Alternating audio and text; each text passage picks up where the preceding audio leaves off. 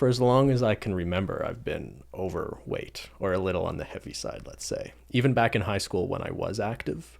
But I feel like because I was active and playing sports and stuff, it kind of kept that under control.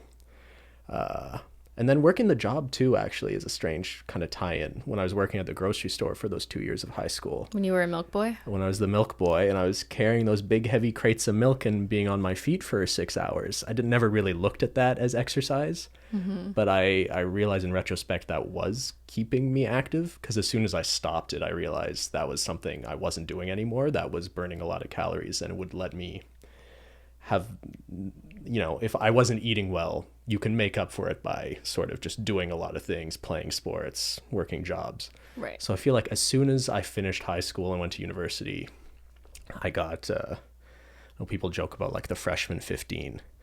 I got like the freshman 50 or more, I would say, right? Like there was a point in undergrad where I was like, I think it's fair to say like dangerously overweight. Like at one point I weighed like 270 pounds, I think. And just for the record, how tall are you? So I'm like just under 6 feet tall, let's say. Okay. So yeah, I was pretty unhealthy. Did a doctor tell you that at the time? Like, is that something that... Well, yeah, what kind of scared me straight, I guess, is I did at one point go to a doctor and he said like, hey, you're a young guy and like you have like early signs of developing health conditions if you continue to be this heavy, right? And how old are you? So that sort of scared me. I must have been, it was towards like maybe the third year of undergrad. So how old are you? 21, 22? So in your young 20s, you were very overweight. Yeah. So I remember at that time just starting to eat better, or maybe more importantly, eat less and just get a little bit of like exercise, mostly just like walking, honestly, is all I did at that point. Brought me down to a little bit more of a healthier weight. And now at this point, for the last, 2-3 years, or maybe since you've been making YouTube videos, I feel like we've both been a little bit more active, a little bit more willing to go to the gym. Or at least I started going with a buddy to like the YMCA and lifting weights at one point, like 5 years ago, back when we lived at the condo. So I think I've been a healthier person for the last 5 or 6 years, probably. Since you're comfortable talking about this, what do you think led to your the fact that you got to 270 pounds when you were so young? Was it your inactivity or was it just overeating? It was both, for sure. But I think, and you sort of noted at the top, it's impossible to have a conversation about physical health without talking about mental health too. I really agree with that, because I've talked about this before. Like, I enjoyed high school. I was popular. I really liked my life at that time. I feel like when I went to undergrad and as university progressed, I never really found my social circle. I wasn't really the happiest person. I was kind of a loner. I wasn't leaving the house much. And I would just kind of like stay home on the computer, playing video games and eating shitty foods and not taking good care of myself.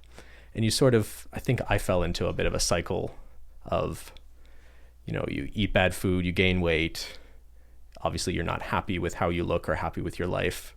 And then you almost like emotionally eat more. And that just leads to you being heavier and less happy with who you are. So yeah, I think I was in a bad place, and my poor mental health contributed to my poor physical health. It just made it worse. They kind of fed each other, right? Yeah, absolutely. And I'm sure a lot of people can relate to this. So in a way, you're kind of a success story, because you were very overweight, and over a few years, I mean, this wasn't a quick fix, obviously, and it never is.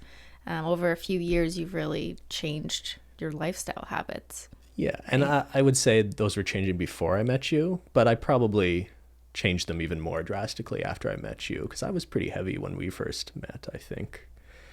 But yeah, I guess it was partly just worrying about the longer term health consequences.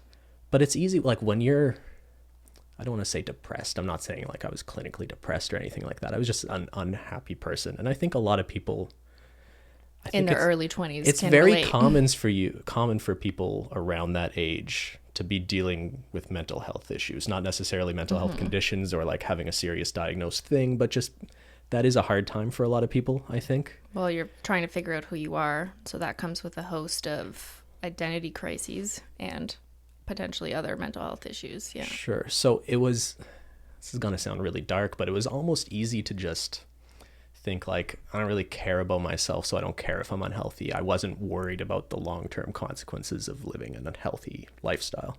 Mm-hmm. So I think it was only as my life sort of turned around and I started becoming a happier person, especially around the time I met you, that I realized, or it became much more important to me to take care of myself. To live a long, healthy life. Yeah. So sweet. Yeah. Anyway, that got more serious than I thought it would right off the bat, but I think it's important, and I think most people listening probably don't know that about you. Yeah, sure. It's not really something you go around telling people, right? No, but I think it's good that you're willing to share that, because that's a story that a lot of people on YouTube don't necessarily have, right? You've been in the position. Or, well, if they had it, they would have like made a bunch of money off it, I guess. True. I think a lot of YouTube, like there's certain big YouTubers who used to be Sorry, bigger, I didn't mean it that way, but I just mean people see you now and they just have no idea that you used to be 270 pounds and were clinically obese. Technically, right? Yeah. I don't know people if you should pay attention to your BMI score. It's pretty just like if a doctor were to look at your health at that time and you had other health conditions as a result of that, right? Like it just wasn't good for you in the long run. Yeah. I think people looking at you today might be kind of surprised that was the case for you 10 years ago.